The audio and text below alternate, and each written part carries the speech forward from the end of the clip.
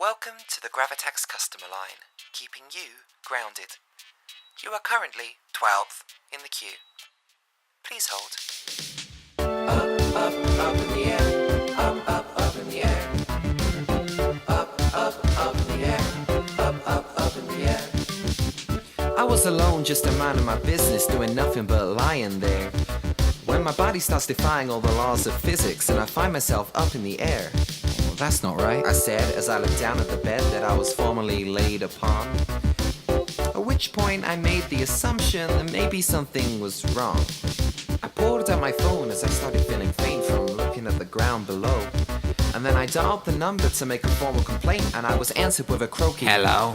He said, "Welcome to the Gravitax customer line. We're fully dedicated to making things fine. My name's Raymond. What's the problem over there?" I said, "Raymond, I need your help because I'm up in the air." Up in the air. Up in the air. Up in the air. Up in the air.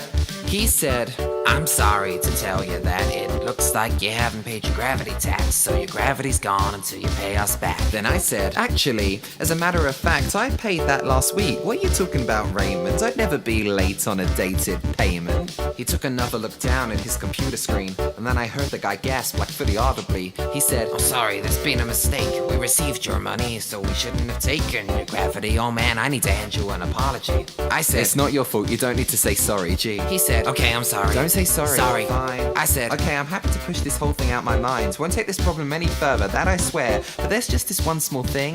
I'm still up in the air." Up in the air. Up in the air.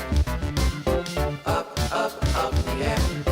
Up in the air. Okay, here's what you're gonna do to fix this. Somewhere in your house there's a trip switch. You gotta flip this, and with this your gravity's back. You'll have your feet on the ground and that'll be that. So search every room until you find it. You got a fridge, you should maybe check behind it.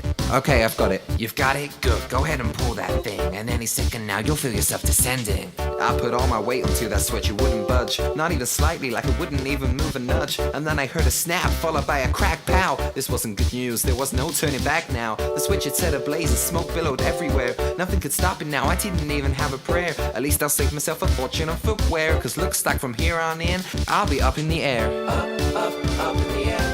Up in the air. Up in the air. Up in the air. Up in the air. Up in the air.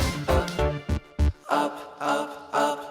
Hey Raymond, theoretically speaking, what would happen if I... Did you break the switch? Yeah.